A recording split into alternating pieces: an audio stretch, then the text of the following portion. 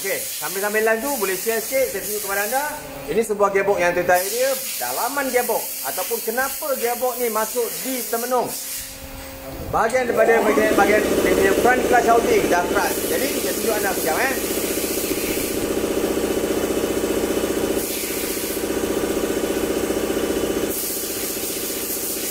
bahagian dia punya front clutch housing yang selalu kita pertikaikan, selalu kita benda yang datangkan masalah pada gearbox setiap pagi masuk di tak berjalan, termenung. Bahagian front clutch housing saya buka di mesin dalam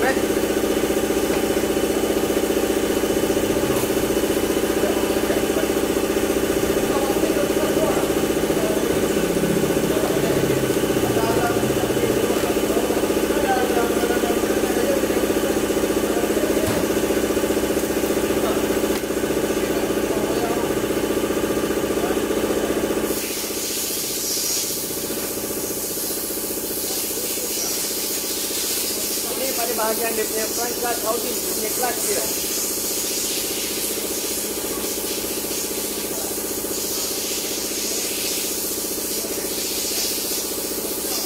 Ambilkan stand.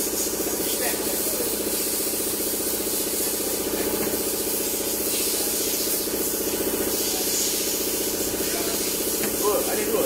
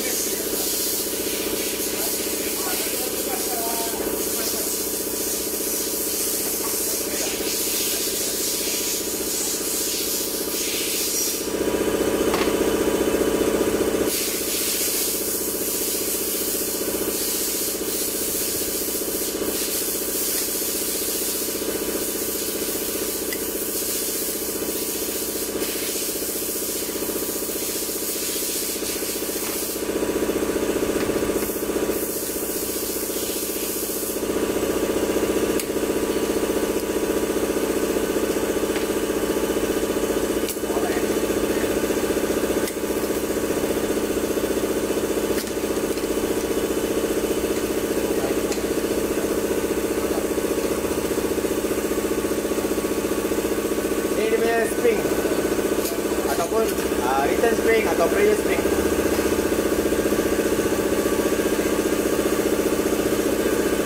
Sekejap, kita tunggu kompresor berhenti dulu.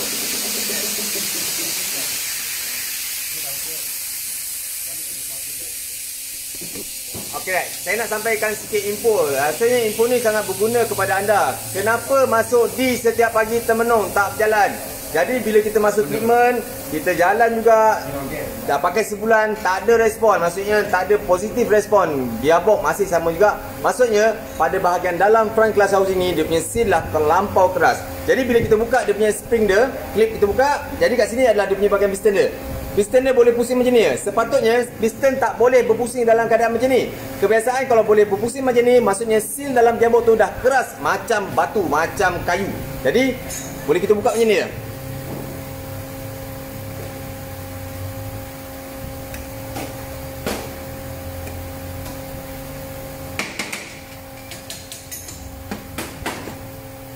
Ya, inilah orang kata seal dah jadi keras macam batu. Sepatutnya bahagian piston seal ni dia ada biasanya bahagian piston seal ada dua bahagian. Satu bahagian luar ni mesti ada dia punya seal dan bahagian dalam ada dia punya seal. Jadi seal ni lah yang bagi pressure supaya minyak tak leaking bila pressure berlaku. Jadi untuk grip dan kelas dia. Jangan jatuh ya, jangan jatuh. Kedudukan macam ni, dia akan memberi tekanan supaya bahagian shaft tu boleh berpusing. Tapi bila seal dah keras, jadi dia tak boleh bagi tekanan dekat bahagian piston ni dan jadi berlakunya kebocoran pada bahagian dalam gearbox. Sinilah orang panggil internal leak ataupun kebocoran pada bahagian dalam gearbox. Jadi keras dah sini. Jadi kita nak tengok macam mana keadaan keras dia. Jom. Jadi siapa yang tengah live ni boleh bagi share sikit, bagi info sikit kepada anda punya Facebook ataupun share kepada grup-grup untuk kita sampaikan maklumat ni. Tak tolong buka sikit.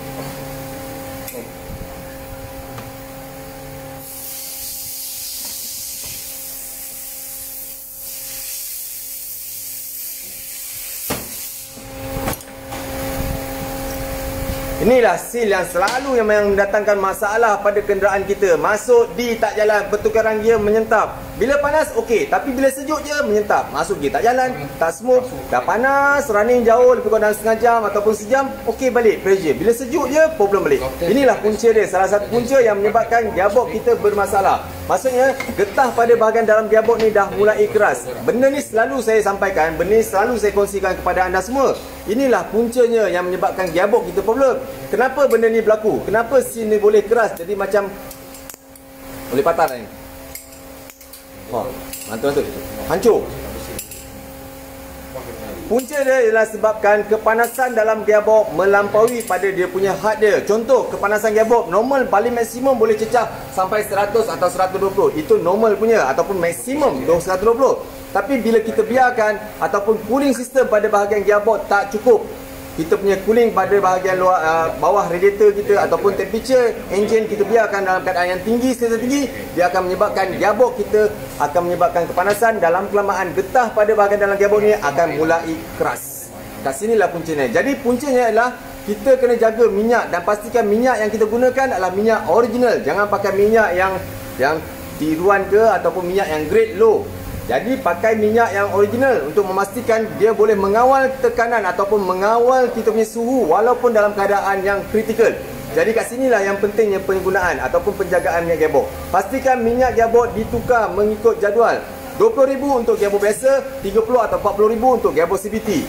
Okay, lebih bagus kereta yang dah lebih usia 100,000 km ataupun lebih kurang dalam 5 tahun. Pastikan minyak ditukar setiap setahun sekali tu tukarlah. Jangan biarkan sampai 2 tahun atau 3 tahun atau tak cukup mileage, kita biarkan lagi. Kat sinilah yang akan memberi kesan pada bahagian dalam gearbox kita. Sebab dalam gearbox auto banyak getah-getah ataupun banyak seal-seal yang perlukan treatment ataupun perlukan penjagaan dalam penggunaannya. Penting. Dah hancur dah. Dah jadi macam kayu-kayu. Sepatutnya sifat getah boleh dianjal. Adiak.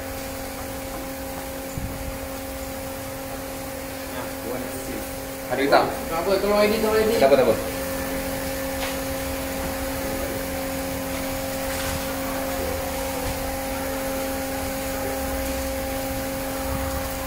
Ini contoh getah yang ada pada bahagian gearbox barunya. Jadi selalunya kalau getah baru dia ada sifat menganjal.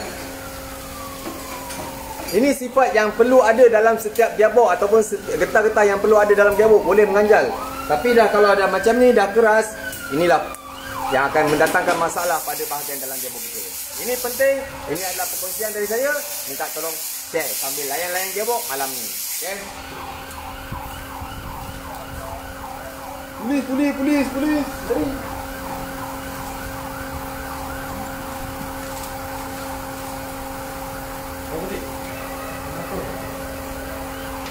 Okey, rasa kalau bermanfaat, minta tolong share.